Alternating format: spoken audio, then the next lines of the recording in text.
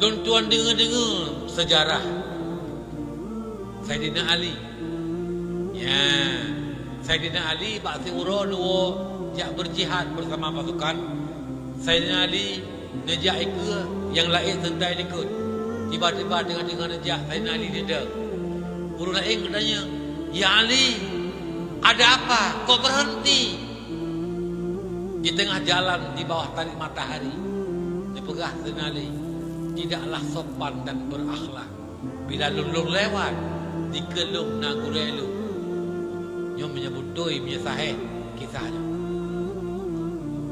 Kecing dia guru menyeduk nan malim Saidina Ali punya guru yang sang lebay. Pan kecing, "Hai Yahudi dah kau. Guren Saidina Ali kenyan apa? Tapi Yahudi dah kau. Putra nomor 2 ba Yahudi yan. Hai ya yang jet nomor 6. Ya yang jet nomor 6. Gepegah tu. Pak sabau roh. Saidina Ali roh katanya. Pat beda affair yang kat rumah kabalik dengan yang dalam rumah.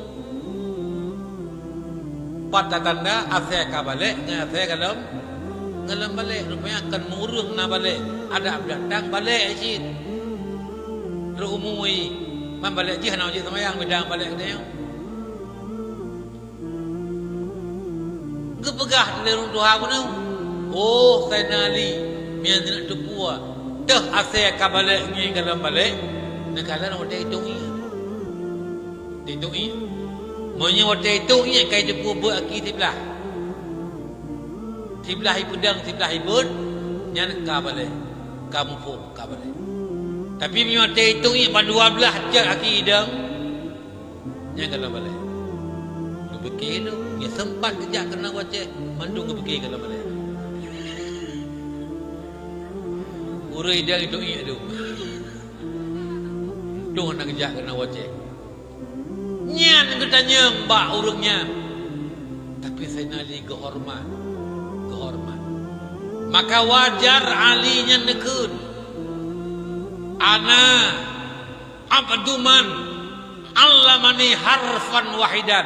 Lun lamit budak hamba sahaya bagi orang yang pernah mengajarkan kepada aku harfan wahidan, satu huruf agama. Secret huruf ilmiah aku pernah kelun. Lun lamit bagi urungan yang gebi kelung sabah huruf agama. Insya'a ba'a mina kena publolong silakan. Rela. Wa insya'a